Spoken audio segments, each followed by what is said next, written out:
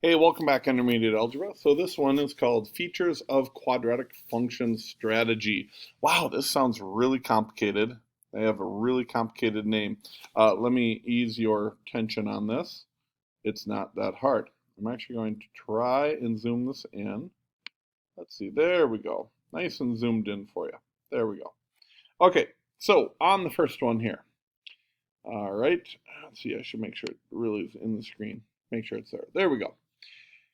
It says which form, so we're talking three different forms. We're talking equation can be in standard form. We're talking that an equation can be in graphing form or vertex form, or that it could be in factored form, or where you find your x-intercepts. So you just have to be able to say, for which one can you answer the question? So for which form can you quickly gain the y-intercept? And the y-intercept, again, is when x's are 0. So think about this. If these x's are 0 or gone, then the y-intercept is negative 14. In standard form, it's really easy.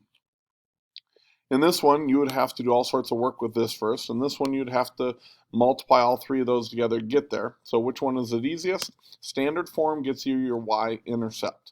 And what is our y-intercept in that one? It's negative 14. Plug that answer right there. All right. Next question. There we go. Which form quickly reveals the vertex? Well, graphing form or vertex form is where it's easiest. Again, this is your factored form. That helps you find your x-intercepts quickly. This is your standard form, which gives you your y-intercept quickly. And this one is your graphing or vertex form.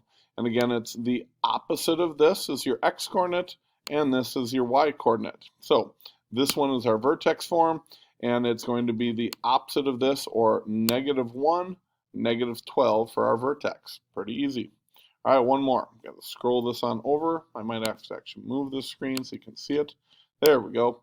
On this last one, which form most quickly reveals the zeros or the roots of the function? They're meaning the x-intercepts. What does it cross? The zeros, the roots are your x-intercepts. Well, this is your factored form, which you could do zero property product on these to solve them very quickly. This one is just for your vertex or your graphing form. This one, again, is in a weird standard form right there. We don't need that one.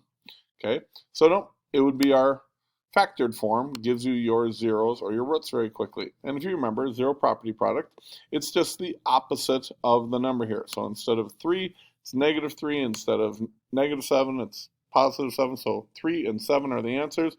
You got to write one of them in here, so it doesn't matter. You could write down here 3, or you could write down 7. Either one would work.